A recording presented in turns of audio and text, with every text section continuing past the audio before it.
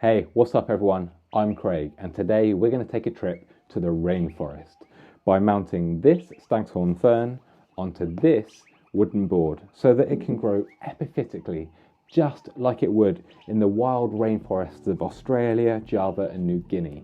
Keep watching and I will show you how. So what do you need to get this job done?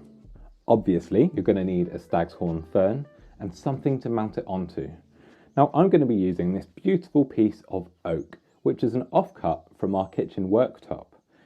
Now into this wood, I have hammered 4 nails, 1 into each corner. These are going to act as anchor points, and I'm going to tie string around them to secure the fern onto the piece of wood. But you don't need to use something as modern and clean and sharp as this. You can use bark like cork oak bark that you see in reptile shops, or any branch or anything that you've got that is sturdy enough to mount the ferns. Now bear in mind, different species of Staghorn fern can grow to different sizes, and this Platycerium bifurcatum can grow to 3 feet across, so it will need remounting when it grows too big for this. And there's actually multiple growing points in this pot, so there's more than one plant, so it will outgrow this quite quickly. But I'm keeping them together rather than splitting them because it will look more impressive straight away and give me instant impact. You're also going to need something to tie your fern into your board. Now you've got a choice here. You can use twine, which looks much more natural and will disappear in amongst the roots, or something like fishing wire, which will last a bit longer. Now in this case, I'm going to use fishing wire because I use garden twine when I'm tying in the bromeliads and all of the epiphytic plants into my tropical style garden outside, and over time it perishes. And as I'm going to be growing this indoors in the winter months, I don't want it to drop off and make a mess on the floor. So I'm going to use something like this plastic fishing wire that will last much longer. You're going to need scissors to cut whatever you're tying your fern in with, and then some moss. When you mount your fern onto your board, it's going to have its root ball, and you need to surround that with something that's going to contain the soil and hold in moisture, and sphagnum moss is perfect. Now you can buy fresh sphagnum moss, that's absolutely fine, but I actually like to buy sphagnum moss in these dried compressed blocks. It is such a space-saving way of buying your moss, and you know that there's no creepy crawlies in it because it's been dried and stored. Now to bring it to life, you just need to put it into a bucket of water, which I have prepared here. And when you tuck it in to the water, break it up a bit, it will expand quickly and you will have beautiful moss to work with. Let me show you how. So here's my bucket of water, and I've actually found that these moss bricks expand much quicker if the water is slightly warm. And I think for houseplants, to have slightly warm moss that you're wrapping around their root zone, it's going to reduce the stress on the plant, so it works well. Right, so to get it to expand, you literally just put it into the water, and let's see what happens if I just do half, so I can show you the difference. There you are, you can see it's starting to come apart now. Now that looks much more like moss, doesn't it? Now, if we push it all in, I'll break it apart just to make sure it all goes underwater. You can see here, in no time at all, you've got a beautiful moss that you can work with. And then it's going to be absolutely soaking wet, so you can just squeeze out any excess water. And we can carry on with mounting our fern. Okay, so with our moss expanding, what we need to do next is check the health of our fern. Now, Staghorn ferns are amazing plants. They have a really unique form. They have these infertile fronds which hang down at the bottom of the plant, and that's actually the best way to tell which way is the right way up to mount them. If I were to mount this way up, it would be upside down. By mounting it this way, with the older, bigger fronds at the bottom and the smaller, younger fronds at the top, I know that the growing point is the right way up. When the mature fronds start to grow, you'll see why it gets its name as the Staghorn fern or Elkhorn fern, because they grow upwards and they branch out just like the horn of a stag. These ferns also have these basal plates, which start off green and then mature to this coppery brown. And these are actually what help secure it to trees or to the board in this case, and help it grow epiphytically. And because there are multiple groups of basal plates, I can see that there are different growing points. But as I say, I want instant impact, so I'm going to mount this as one kind of colony of ferns onto this board. Now, ferns often have a fibrous root system, and these Staghorn ferns are no different. It is a dense fibrous root system here that's grown into an exact copy of the shape of the pot, so it's definitely ready to be mounted or potted on. Now, I always want to mount these plants because I love mimicking how plants grow in the wild, and as I say, these grow in the rainforests of Australia, New Guinea and Java as epiphytes. So that's what I'm going to do here. So I'm going to start by putting it onto my board. So with it on the board, you can see it's going to stand quite proud. So I'm going to be brave. I'm just going to gently tease some of these lower roots out of the root ball. Now, with fibrous roots, it shouldn't do too much damage. They're actually quite hard there. So rather than tugging and pulling, I'm going to cut the roots. And it just means that I'm going to be able to mount it a bit closer to the board so it's not hanging out as far. There you are. I'm just going to put that in there. And you saw me cut there. If I did want to divide all of these growing points, that's exactly how I would do it. I would just pull them apart and cut the separate growing points. Oh, I'm so tempted. No, it's more impact. So there you are. That will now mount much closer to the board. All I have to do is get my string. Okay. And start looping it round. I'll cut a decent length. Now, to do this, I'll just move that out the way. I'm just going to tie the string around that first nail. As I say, these are going to be the anchor points for securing this plant to this board. Now, I'll get it nice and tight, and that head of the nail is going to stop the string coming off. Now, to keep it tidy, I'll just trim off any excess.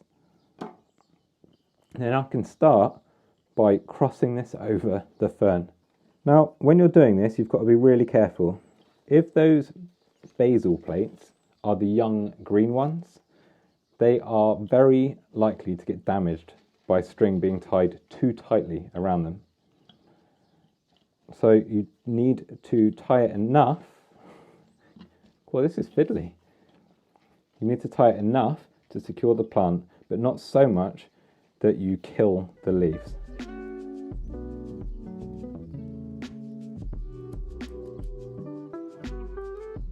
So by just going from corner to corner and securing the twine or the wire through the middle of the plant, it's slowly starting to become secured to this board. Now, don't tie it so tight that you're cutting the life out of the leaves, especially when those basal plate leaves are green. They're very, very delicate. Right, at this stage, I'm going to take some of that sphagnum moss. Now look how beautiful this is. Now I'm just going to squeeze all of that excess warm water out because we don't need it for the task of mounting. But you can see why we use sphagnum moss. It has amazing water retentive properties. So when we're watering this fern, when it's mounted onto the wall, this is going to hold so much moisture and keep those roots happy. So at this point, I'm just going to start covering the root ball of my fern with this sphagnum moss.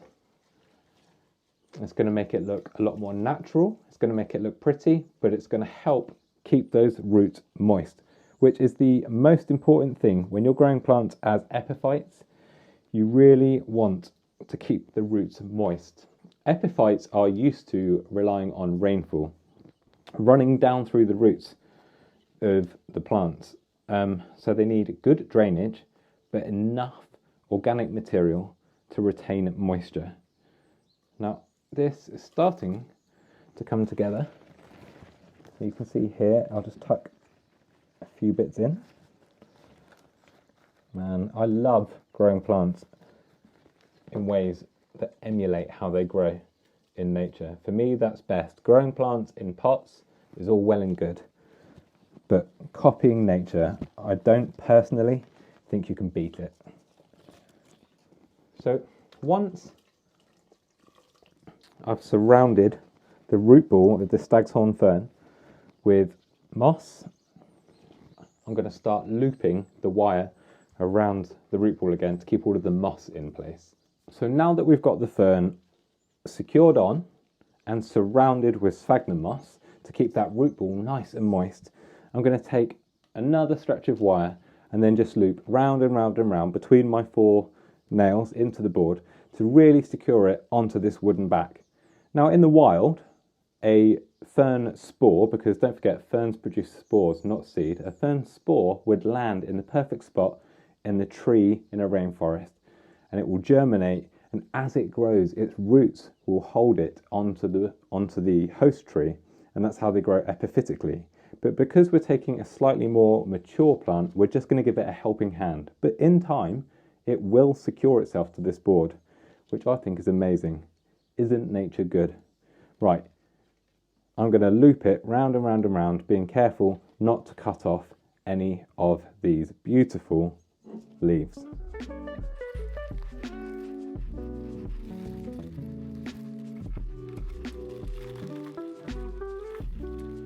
So how am I going to mount this to the wall? Now, I don't like making holes in my walls because I like to move things around quite often. So I love using these. They are Velcro attachments. You stick one on the back of your board or picture frame and then one onto the wall. And they are so strong, they can hold up to 7 kg. Now this is nowhere near 7 kg, so I'm hoping that 2 of the large ones will be perfect. So let's have a go at doing it. We're going to pull them apart. We're going to stick 2 together. And we will do the same here. God, imagine if this drops off the wall, I will be upset. And then we're going to, let's get this out of the way, clean the back of this to make sure it sticks well.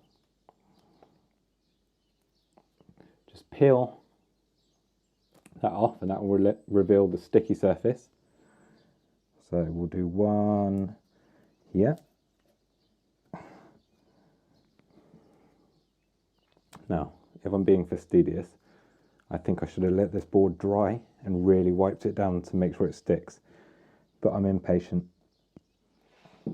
So once you've got your sticky mounts secured onto the back of the board, you then just peel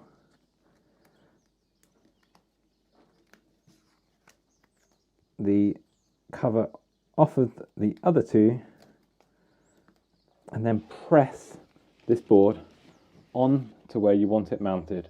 Now I'm going to go for, I think here. Yeah, why not? Right, and then you commit and press it on. Now the good thing with using these sticky pads instead of nails is that if you change your mind, you can pull the bit off that's stuck onto the wall and it doesn't leave any holes or damage on your paint, which is perfect. Because I don't want to paint this room orange again.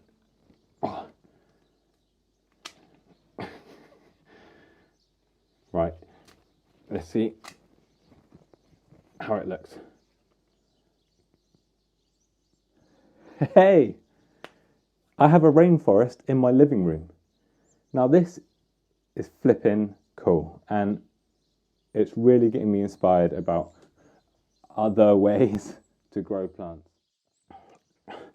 I've just had to add a 3rd Velcro strip to this board. The weight of this plant when it's wet is a lot heavier than I anticipated. Maybe a normal picture hanging hook is the right idea. There you go. Whew. Right, I just want to thank Skillshare for sponsoring this video. Skillshare is an amazing online resource with hundreds of courses. So if you're looking to learn something new, it's really worth signing up. And they've actually provided a link which I'll put in the description of this video, and the first 1,000 people to use the link will have access to a 1-month free trial to Skillshare. Again, I'll put that link in the description below. And I've said before that there is a course on there by Christopher Griffin called Plants at Home, Uplifting Your Spirit and Space. And it has just been fantastic at helping me learn about how to care for houseplants. Now, over the years, I've built up experience about caring for the plants in my garden, but I have learned recently that houseplants is a whole different ballgame. And by following the steps on Christopher's course, I've really improved my ability to care for these plants. And I'm proud to say that these have been in my care for months and they are still alive and thriving. So thank you, Christopher, and thank you, Skillshare. So that link is in the description of the video. Now, hopefully, this video has inspired you to grow something different. And you know that I'm obsessed with epiphytic plants. So perhaps you're going to find out which plants grow like this in their native rainforests and are going to try and mimic it in your own home. Thank you so much for watching, and I will see you all in the next video.